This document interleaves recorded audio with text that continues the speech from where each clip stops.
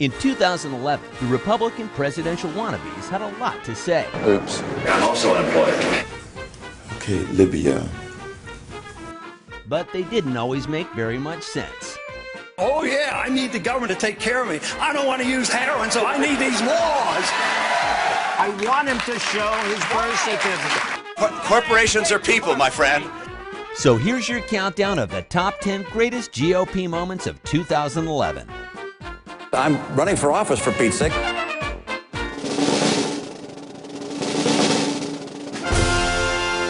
Number 10. Mitt Romney puts his money where his mouth is, a little too literally. I'm just saying, you were for individual mandates, my friend. You're simply wrong. It was true then. No. It's true now. Rick, I'll tell you what. 10,000 bucks? I'm not in the betting business. And it just made him look like a Thurston Howell the third time. Now, in his defense, it could have been worse. He could have said, I wager you to a foie gras eating contest. He didn't do that. Don't got no dough. Number 9. Rick Perry apologizes for one of the most epic memory losses of all time. It's 3 agencies of government when I get there that are gone. Commerce, education, and the, what's the third one there? Let's see. You need 5. Oh, 5, okay. So commerce, education, and the EPA? EPA, there you go. When crowdsourcing didn't work, Perry had to throw in the towel. But you can't name the third one? And let's see. I can't. The third one I can't. Sorry. Oops. Oops! Thank you, Jesus! Oops! That is not the 4-letter word I would have gone with. Oops! Like it's a juice box. Oh my God! Oh, my chance to be president of the United States. Oops! Number 8. Herman Cain suffers from serious brain freeze. So you agreed with President Obama on Libya or not? Okay, Libya.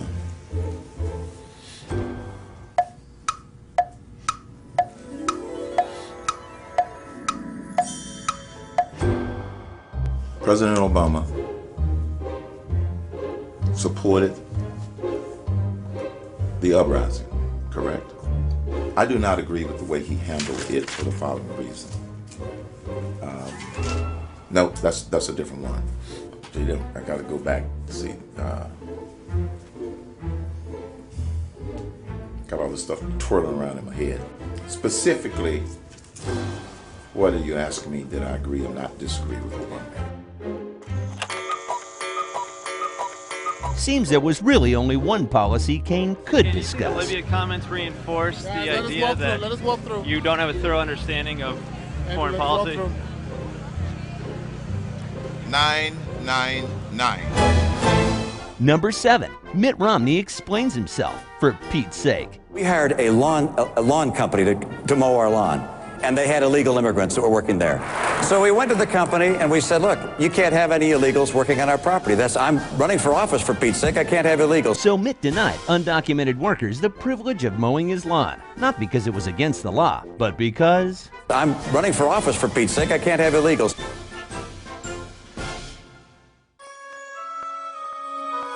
Number 6. Herman Cain draws inspiration from an unusual source. Life can be a challenge. Life can be a challenge. Life can seem impossible. Life can seem impossible. It's never easy. It's never easy. When so much is on the line. When there's so much on the line. And I believe these words came from the Pokemon movie.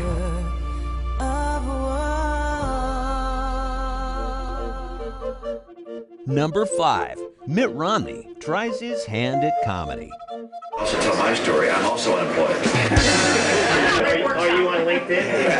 And I'm networking.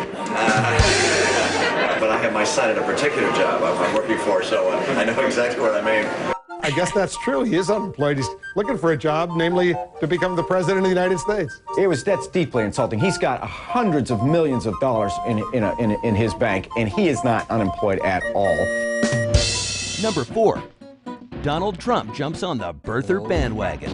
Why doesn't he show his birth certificate? Never one for modesty. Trump touted his smarts as the reason he wanted to see the certificate. I was a really good student at the best school. I'm not like a smart guy, okay?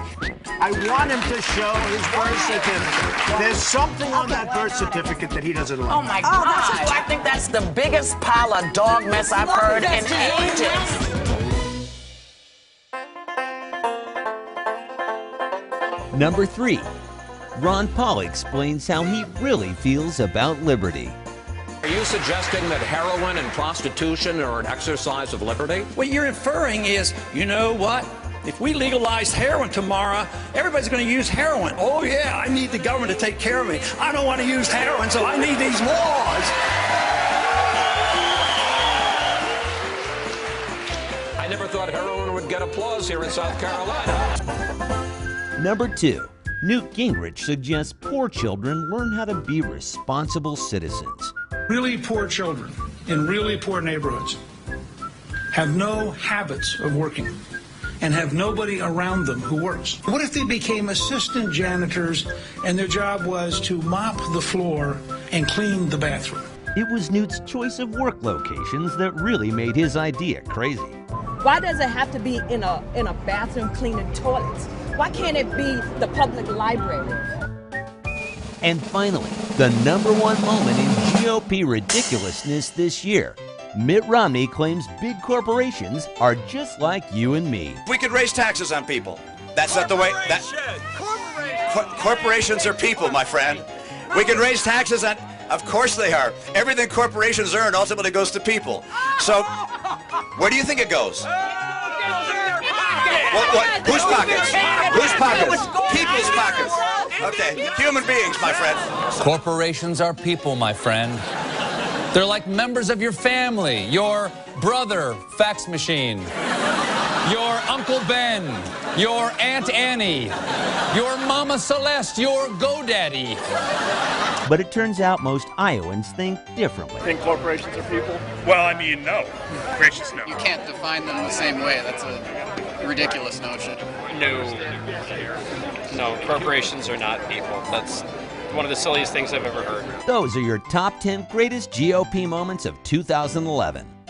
Stay tuned because there's even more to come in 2012.